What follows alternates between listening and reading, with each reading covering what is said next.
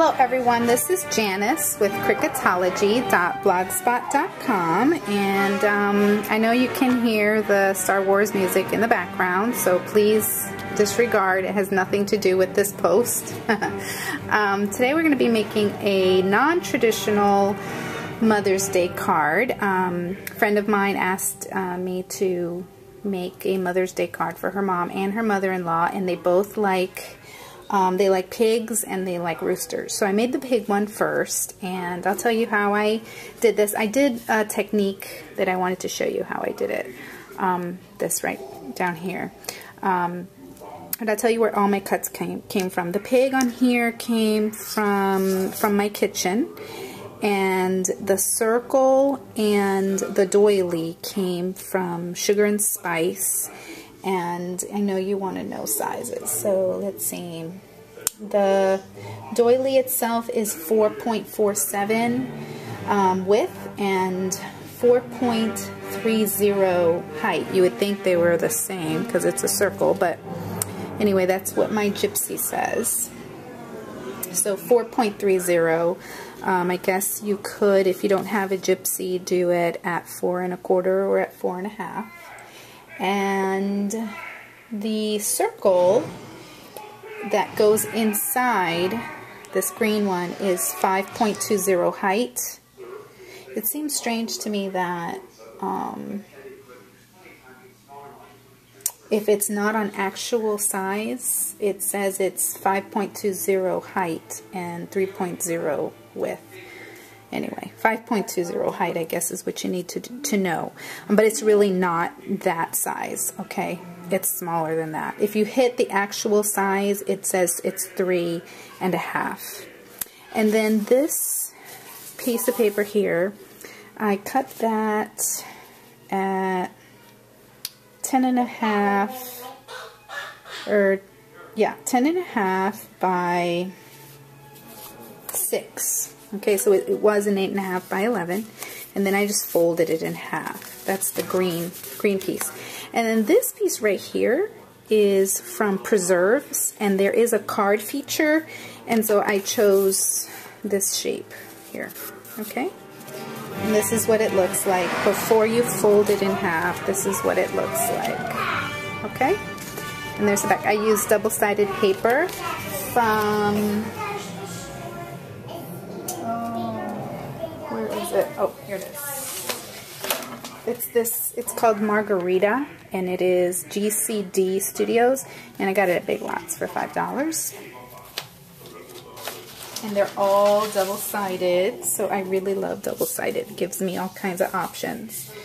So I cut the little circle on this one. It's the other side of this, so I knew that it would coordinate. And then on this one, I cut the circle out of, the other side. And then the white doily I cut, same sizes and everything. I cut it from white DCWV paper. It really cuts well for the most part. I've got some little yucky spots here, but I don't think they're too bad. Oh, and before I do that, I want to add my ribbon. And this is just a green ribbon from the Dollar Tree. Very nice. And we're just going to take it and tape it to the back of this layer.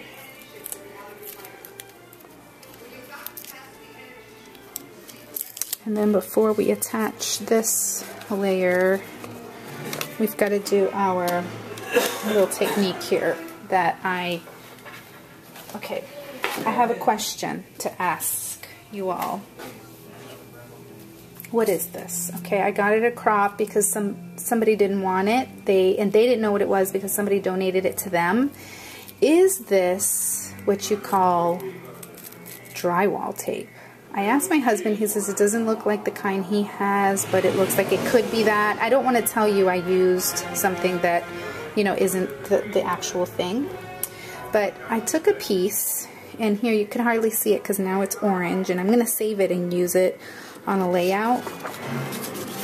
But all I did was I put it down here, and I got my Color Box Petal Point Pigment Option Pad. This has all just, you know, primary colors. I've had this for a long time, like really, really long time. Probably maybe 7-8 years. And it still works great. And it is pigment ink. And what I found out about pigment ink from somebody's blog, and I don't remember her name, is that pigment ink is the wettest of all the inks out there. You know how you have dye ink and then you have chalk ink? Well, pigment ink is the wettest, and it takes the longest to dry, and you can actually even emboss with it without using an embossing pad because it's so wet. So I'm going to probably heat set this. Otherwise it's going to smear. And then I'm going to do the side of this as well, because it's going to show a little bit.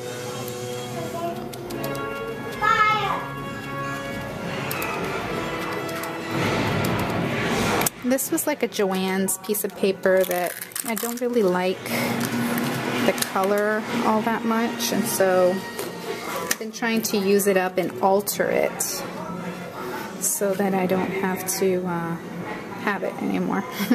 But you know what? It works for this card, and I actually like it. So I mean, like, I don't want to get rid of it because there's ways to be creative to make something you don't like into something that is really unique, like this. Totally unique piece of paper, background paper. So I'm going to go ahead and heat set it.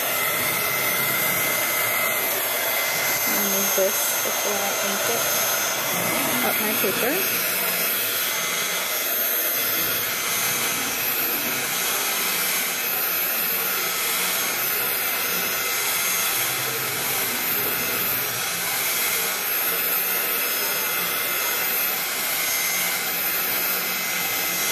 Okay, so I think it's dry now. Put my lid on this.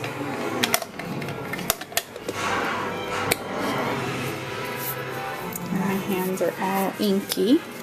Now before I do anything else,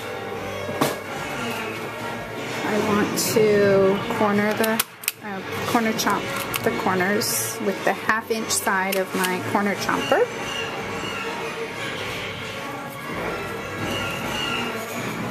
And then that's going to go there, and see how pretty that looks? I love it. And then the other thing too that I want to do, because there's red, I wanted to bring in a little bit of red here on the edges. Just ink the edges with the red, and I think now I love this paper. Watch me end up going and buying some more at Joann's. I know it came from a Joann's 8.5 by 11, you know, stack of cardstock. Alright, so now we're going to go ahead and do this here. Just using my ETG 714.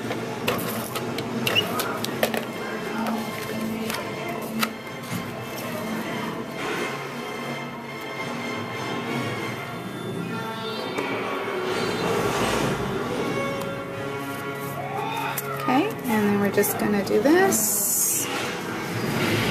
Oh, I didn't get it centered. I'm going to have to lift it up, but I'm running out of time, so I need to do this. The sentiment is from